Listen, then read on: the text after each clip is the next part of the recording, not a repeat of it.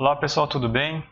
Nesse vídeo então nós vamos falar então da próxima etapa de tratamento de lodos, que é a estabilização de lodos. Lodo, no estado natural lá ele vai ter muitos materiais orgânicos patogênicos, muito material putrescível, e ele vai poder então acabar soltando odores indesejáveis. Então, exalando odores indesejáveis. O objetivo aqui da estabilização ele vai ter diferentes, ele pode ter os seguintes objetivos aí, né? Se estabilizar a fração biodegradável da matéria orgânica que está no lodo, né? Então, para não ter a exalação de odores indesejáveis, reduzir também o risco de refação, diminuir a concentração de patógenos. Esses aqui são os objetivos aí da estabilização de lodos. Vale lembrar aqui que lodo bruto aqui, né? Matéria orgânica não estabilizada, vai ter muita matéria orgânica biodegradável, grande potência para geração de odores e grande concentração de patógenos. Já o digerido ele vai ter matéria orgânica já estabilizada, baixa fração de matéria orgânica biodegradável, baixo potencial de geração de odores, menor concentração de patógenos que todo bruto. Vale lembrar aqui que nem todos os lodos biológicos necessitam, todos os lodos ali vão necessitar de passar por estabilização. Alguns lodos já se encontram estabilizados e dispensam então essa etapa aí. Mas aí, enfim, tudo depende de saber que se encontra esse lodo, se é um lodo ali que vai precisar de passar de estabilização ou não, né? A gente em algumas aulas deu alguns vislumbres, né? Lodos que precisam ou não, né?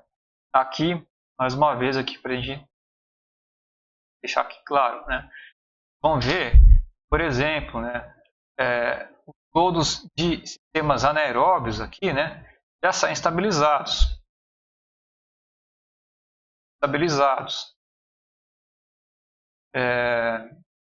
E aí os lodos de sistemas aeróbios que requerem atenção, né? Vamos ver aqui que o lodo ativado convencional, ele é não estabilizado, o filtro biológico também é não estabilizado, né? O reator aerado submerso também é não estabilizado, mas o lodo ativado convencional é não estabilizado, né? Mas o lodo ativado de aeração prolongada vai ser um lodo estabilizado. Lodo de reator embatelado sequencial, se tiver também com aeração prolongada, vai ser um lodo estabilizado, né? O lodo de lagoa aerada de mistura completa também vai ser um lodo estabilizado. Você vê que todos os lodos de lagoa são lodos estabilizados, né? Então aqui da lagoa aqui com moção física de aulas. Então, enfim, gente, importante que a gente tenha essas atenções aqui, né? Em relação aqui ao seu sistema, né? E aí se o lodo vai ser estabilizado ou não, né? O lodo primário, né? Enfim, estabilizados ou não. E aí, para processos que a gente tem para estabilização, a gente vai ter processos biológicos, e aí você vai ter anaeróbios, aeróbios e a compostagem. E aí, por sua vez, a compostagem, inclusive, você pode ter redução de patógenos aí, né? Compostagem. Você tem a estabilização química, também você tem a adição de álcool, ele vai aumentar o pH, isso vai reduzir os patógenos, né? Inóspito para patógenos. Você tem a estabilização térmica que vai reduzir então patógenos, né? Temperatura.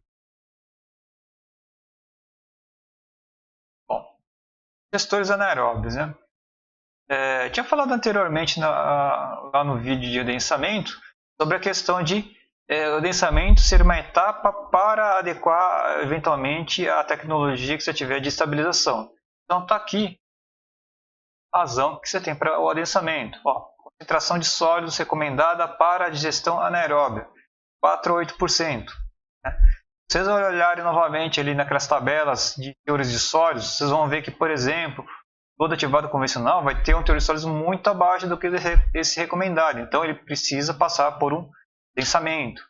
Isso que vocês veem lá no fluxograma de lodos ativados convencional, o adensador, depois o digestor, né? Aí depois desaguamento. Concentrações abaixo de 2,5 não são recomendadas porque, enfim, você vai ter muito mais água lá, pouca concentração lá e a digestão vai ter um efeito negativo na eficiência de digestão. Importante também, né, evitar a entrada de areia, materiais grosseiros que vai reduzir o volume útil e a eficiência então, do processo. Né? É só entrar matéria orgânica lá, o digestor anaeróbio. Né? E ter cuidado com as substâncias inibitórias que, né, vocês foram...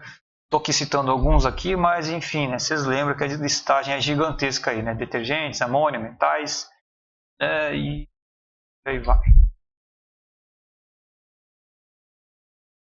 Então aqui os formatos aqui de gestores, né? Então esse aqui é o formato cilíndrico, um formato de ovo.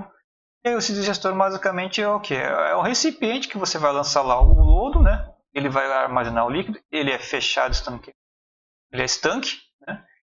Aí você tem ali isso aqui é preenchido lá com lodo, deixa lá uns dias aí de gestão. Isso aqui vai ter, lógico, pontos de acesso, você vai ter que válvulas de pressão, porque você vai estar armazenando biogás, né? E aí esse biogás depois ele é coletado, enfim, para fazer a queima ou aqui nesses casos mais preferencialmente alguma reaplicação ali ou como, enfim, geração de calor ou como geração de energia elétrica. E vai passar um tempo, você tem aqui a retirada aí do sobrenadante, você tem a retirada aqui do todo digerido. Uma coisa aqui no formato de ovo, aqui você tem aqui uma válvula de pressão, né, de geração de gás, né. Você tem aqui um quebrador de espumas na parte superficial, né. Assim, também. Retirada do sobrenadante, descarga do lodo digerido aqui no fundo. Outra coisa importante também de gestores, né. Você favorecer o contato ali a mistura, né, desse lodo. Então, importante aí, né, para você ter uma boa eficiência aí na transformação aí em biogás desse lodo, você tem agitação aí, ou você tem algumas alternativas, né? Você recircular o biogás pressurizado, isso vai gerar uma turbulência e vai movimentar o lodo. Você recircular o próprio lodo, né? Ou você tem agitadores mecânicos, né? Cada uma dessas tecnologias vai ter diferenças entre gastos de energia elétrica, né? Eficiência também no aumento de produção de metano. E vocês terem uma ideia só da composição, né? O biogás vai estar numa faixa de 62% a 70% de composição de metano, 30% a 38% de CO2. Aí a gente vai ter H2S, o gás sulfídrico, essas porções aqui. E apesar de vocês falarem assim, não, os valores são pequenos, ele também pode ser problemático, porque dependendo das aplicações, por exemplo, em microturbinas, praticamente não tem pode ter quase nenhum resquício de H2S, porque esse H2S vai provocar a oxidação das microturbinas. Então você precisa de um filtro para tirar esse H2S. Bom, aí nitrogênio, risco de oxigênio, enfim. E aqui os parâmetros aqui para design de gestores anaeróbios. Então eu estava falando aqui os dias, né? Então o lodo vai ficar nesses gestores anaeróbios de cerca de 18 a 25 dias. Então aqui tem as carga volumétrica de sólidos totais, concentrações aí, aqui é o que a gente tinha falado, né? A concentração recomendada de 3 a 8% de teores sólidos. Concentração de sólidos voláteis aí no bruto, então 70 a 80%. Então a faixa de produção de gás, produção de líquido, poder calorífico. É importante aqui, né? Como é que a gente dimensiona um gestor anaeróbio, né? A gente vai pegar o que? A carga de sólidos voláteis aplicada, né? Pela a taxa de aplicação que a gente vai estar nessas faixas aqui, 0,8 a 1,6, né? E aí a gente vai, enfim, considerar a carga que está aplicando, carga orgânica volumétrica que vem ali, esses lodos gerados, né? Isso aqui vai dar um volume. Esse volume aqui você vai crescer um 15% para você ter o headspace, né? Então, você tem um volume de espaço para o biogás gerado lá dentro desse invólucro, que é o biodigestor. Digestores aeróbicos. Os digestores aeróbicos você vai basear no que? Na fase de oferecer oxigênio para crescimento dos micro-organismos heterotróficos. Só que aqui é importante você ter um fornecimento a ponto de você atingir até a fase de morte e declínio celular, ou seja, você tem a fase endógena. E aí, micro-organismos aeróbios, você tem ali, boa parte eles incorporam a matéria orgânica ao crescimento celular, só que na fase de respiração endógena, esse material celular ele sofre degradação, né? E aí vira então compostos mais simples, fornecendo então energia para as outras bactérias restantes. Então, é importante você ter aqui uma relação alimento-micro-organismo baixa, né? FM baixa, só que você vai gastar aqui mais oxigênio, né? E aí, para isso aqui funcionar, a concentração de sólidos recomendada é de menor que 3%. Se tiver mais que 3%, por sua vez, né, mais que 3% de teor de sólidos, isso aqui pode prejudicar a transferência de oxigênio. Então, vocês vejam, né, aqui o valor aqui é bem diferente ali do gestor anaeróbio. Claro, né, o gasto com energia elétrica também é bem maior. Então, aí você pode ter os convencionais que você vai injetar ar, você pode colocar oxigênio puro, e os termofílicos que você então coloca, você faz os processos em temperatura acima de 50 graus Celsius, de forma então você ter uma atividade metabólica lá maior. Bom, tem alguns parâmetros aqui para dimensionamento, né? Os aeróbios convencionais, né? Então a detenção hidráulica aqui, né, vai estar variando de 10 a 20 dias, dependendo do tipo de lodo você vai estar fazendo a gestão aeróbia. Aqui a carga orgânica volumétrica de 1,6 a 4,8 kg de sólidos voláteis por metro cúbico por dia. Aí você tem aqui as demandas de oxigênio para respiração endógena e ADBO primário, né? E aí as energias estão gastas, dependendo se for utilizado aeradores mecânicos ou ar difuso para fornecimento de oxigênio, né? E a concentração de oxigênio dissolvido no digestor, né, deve estar na faixa de 1 a 2 mg de OD por termofílico. Aqui vai estar numa, como eu falei, temperatura aqui em torno aqui de 55 graus Celsius, a gente vai falar acima de 50, né? Então,